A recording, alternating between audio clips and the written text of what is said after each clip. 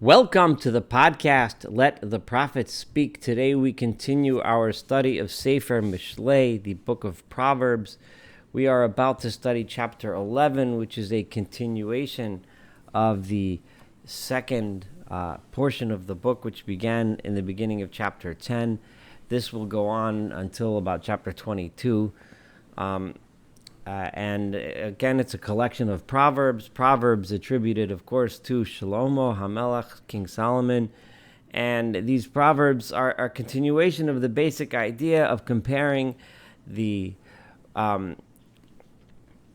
positives of taking the right path, taking the path of wisdom, with the negatives of taking the path of foolishness, which is as the same as the path of dishonesty and hatred, etc. So as we continue studying, we are now about to read chapter 11, verse 1. Mozni mirma to avas Adonai. Weights that are false, weights that are that lie, are an abomination to God. Again, Mishlei, the Proverbs, uses the term abomination when it comes to issues of dishonesty. We've seen this before, and we're going to see it again, and we see it now. The abomination, true abomination to God, is dishonesty. Ve'even shalema ritzono, but a complete stone, this is the kind of stone that's used as a weight in transactions, is what God desires. That is what gives God pleasure, so to speak. God wants to see us act honestly with each other, not to cheat each other, and it's represented here by the classical idea of using honest weights versus using dishonest weights. Verse number 2, Bazadon, when Zadon comes, Zadon is people who deliberately act in an evil or bad way. And because of the contrast with the second half of the verse, V'estnuim chachma, and those that are modest, those that are humble, with them, right, comes wisdom. So the Zadon referred to here is generally interpreted as the type of Zadon that is goes along with arrogance, which is pretty much all Zadon, all intentional, willing, acts, evil acts are generally stem from arrogance. Vayavo kolon. So when Zadon comes, when arrogance comes, with it comes disgrace. With it comes embarrassment and shame, because eventually the person will be exposed, and eventually he will be known, he or she will be known and remembered as a bad person. Tumas yishorim tanchem, the perfection or the integrity. A tam, again, is a person who is complete with the Lord, who is whole with God, who sticks on the right path, stays on the honest, humble, kind, compassionate path. Such a person, his way is tanchem. It leads him. It always shows him. Always, when you're confronted by a challenge and you don't know what to do, a tam, a person who is tam, has the easy way out. Do the right thing. Do the right thing. And if you choose the right thing, you're going to go on the right path. It will always lead you. It will always guide you. It will always keep you on the right trail. However, v'selef bogdim, the best translation I've seen that is the crookedness or the deviousness of of those who rebel, those who refuse to be a tam, those who don't want to stay on the path. They're constantly rebelling. They're constantly pushing against what's right, right? So because they do that, yishadem, it consistently pushes them into the wrong place. It pushes them and throws them into destruction and despair. It throws them to ruin, because they're constantly trying to push the boundaries, so to speak, and they end up in trouble. They end up in suffering for the just deserts of what the life path they've chosen. Lo yoel hon biom evra. There's a famous verse: wealth will not help you in the day of the storm. No matter how wealthy you are, when a hurricane comes or a tornado comes or an earthquake comes, it doesn't really care about what you have in your bank account. To tzedakah, however, righteousness, although it may not necessarily save you from a hurricane, but the contrast is different. Tatzil mimavis, it will save you from death. And the kind of death, the death referring to meaningless, a death that comes after a life without meaning, a death that is the end of your pursuits of selfishness and arrogance. But tzedakah, one who lives a life of righteousness, one who gives, or tzedakah could also be looked at as charity, right? It saves you from death, because, when we reach the end of our lives and we look back and see all the good that we've done, we can be proud, we can be happy. So maves, death, is a different experience. Tzidkas tomim tiyasher darko. The righteousness of one who is a tam, one who is humble, one, again, the same term of tam, one who always goes properly and perfectly on the right path, tiyasher darko, will straighten out his path. Not only is it true that, and like 2 verses ago we saw that it keeps him on the right path, it straightens his path. It shows, gives him a straight path to walk on. Uverisha so, but within his own, it is his own evil, it is his own wickedness, Yipol Rasha, that causes the Rasha to fall. In other words, the path itself is going to be his destruction and his ruin. Tzidkas Yesharim, again on the same theme in verse 6, the righteousness of those that are straight, Tatzilim, the righteousness itself will save them. Uvehavat Bogdim, but the Havat, right, which the brokenness, and I'm using the translation of the Mitzudos here. You can also look at Havat as just the very being of he who is a rebellious person. Yilachedu, he will be trapped in his own wily plans, his own wicked ideas are going to be his own downfall.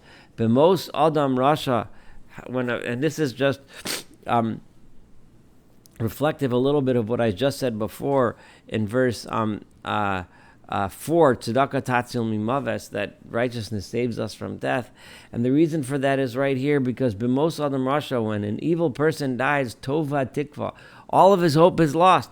Because the only thing he hoped for was personal gain, personal benefit, personal pleasure in this world. That's all he did.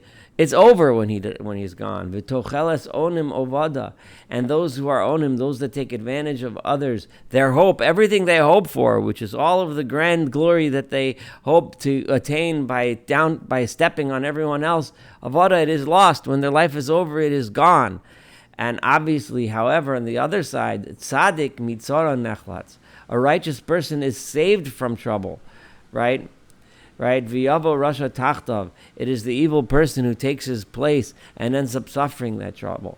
What does that mean? The tzaddik mitzara nechlatz. We see the hint in the verse we just read it in verse 7, because when a tzaddik dies, his hope is not lost. He can look back at a life of achievement and accomplishment and the good things that he did on this world, the favors that he did, the empathy that he displayed, the kindness that he gave to others will live on forever. That is why tzaddik mitzora nechlatz, he will be saved from suffering. Now, it doesn't. We can see clearly that he doesn't mean to say a tzaddik won't ever die. Tzedakah tatzil mimaves, of course he will, but his death, it will be completely different, and it'll be so much more valuable and beautiful than the death of the rasha, of the evil person, because when he dies, it's all gone. When he dies, he's gone. Selfishness has no meaning anymore when the self is gone. He's done. Befechonef yashchis re'ehu, with his, this is again talking about the rasha that has now taken his place, the evil person that has taken the tzaddik's place in suffering, right? With his flattering mouth, constantly saying what he thinks is the right thing to say to the right people at the right time in order to be able to take advantage of others, flattering the powers that be when he needs to. Yashchis re'ehu, and through his twisted speech, he destroys his friends. By saying this, by talking himself up, by talking other people down, in front of the power, he stands there and says, I'm the, he says whatever he can do to make himself look good and the other person look bad. He destroys others. Uvidas tzadikim yechaleitzu. However, tzadikim, righteous people, are saved through their knowledge and wisdom. It's not necessarily speech. Sometimes it's silence. Sometimes it's learning how to say the right thing. But they save themselves with their das, with their knowledge. B'tuv tzadikim ta'alot kirya. With the righteousness of the and the good of the tzaddik, of the righteous person, ta'alot kirya, the city is built up. Every city, any place, any polity looks back at those that were righteous, those that were good, and those that set up the good systems of government that still last, to the extent that they last in whichever place we're talking about. You look back at the good people that did it, right? It's always a tzaddik, a person that acted and for the benefit of the public and not in his own self-interest, right? But when the wicked leader is gone, people sing and dance. People are happy when a wicked tyrant is gone. It is the smart, righteous person who acts with wisdom, who acts with humility, who acts with compassion for others, that puts in place systems that last forever and actually help. But the tyrant, the one who rules for selfish reasons, the end result in the future is Rina, is joy and gladness that he's gone. Bevirkas Yishorim Torim Kores. It is through the blessings of those that are straight, those that stay on the right path, that a city is built up, that a capital city is built strong. But it is simply the mouth, the lies, the duplicity of the evil people, right? The cover-ups, the false news, the misinformation that the Rishonim keep putting out there. Those kind of leaders, those are the ones that, rather than lead to building up a place, they lead to its destruction. They lead to its loss. Boz l're'eu chasar lev, a person who's constantly making fun of others, constantly putting down others, he's missing wisdom. He's not the kind of wise leader that we talked about before. He's the kind of leader that has no lev, has no understanding. And it's going to end up in failure. V'ish tivunos yachrish, a person who is smart, is quiet, careful about the words that he or she uses, when and how. Holech rachil megala sod, a person who is constantly going around telling stories about everyone else, ends up telling secrets about others that don't need to be told. Not everything needs to be said. Invading other people's privacy, things that will hurt them. There's no purpose and point in saying them. And a person who's constantly saying stories and doesn't care about others will be megala sod. He'll constantly reveal them. V'nem on ruach mechased davar.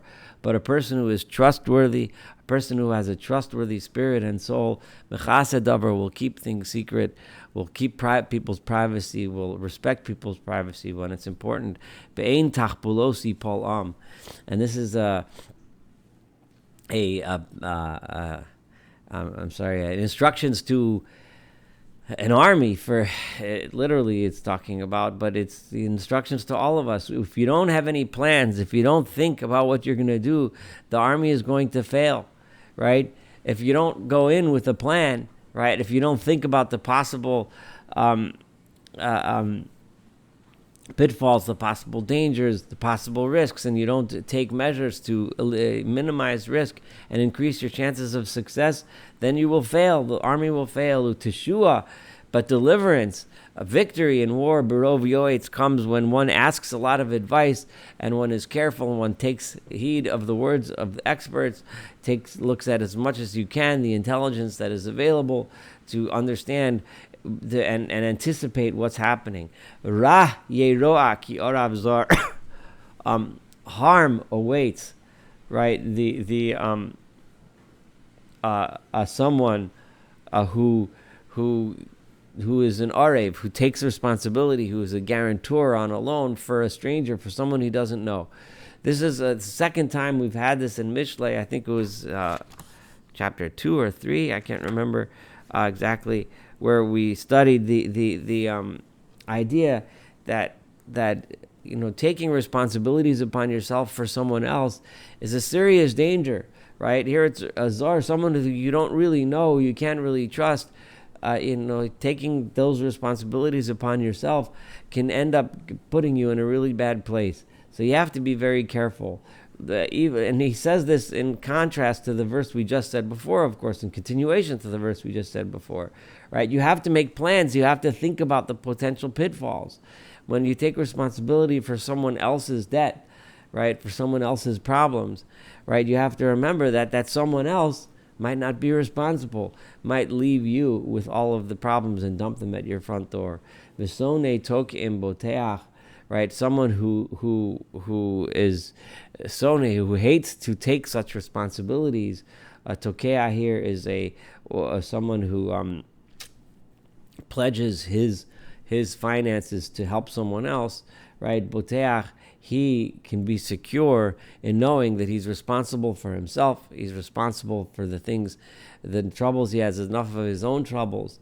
And he hates, it doesn't say he never does, but it says that he hates to do it, only does it under certain very, very limited circumstances. This is about halfway through the chapter, so I think it's a good stopping point for 11a.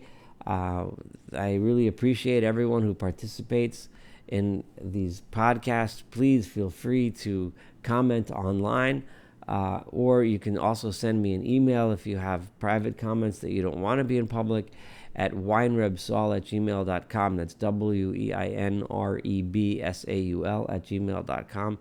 Have a wonderful, wonderful day, and thank you again for joining me. I look forward to studying the rest of this chapter and the rest of this book together. Again, have a wonderful day.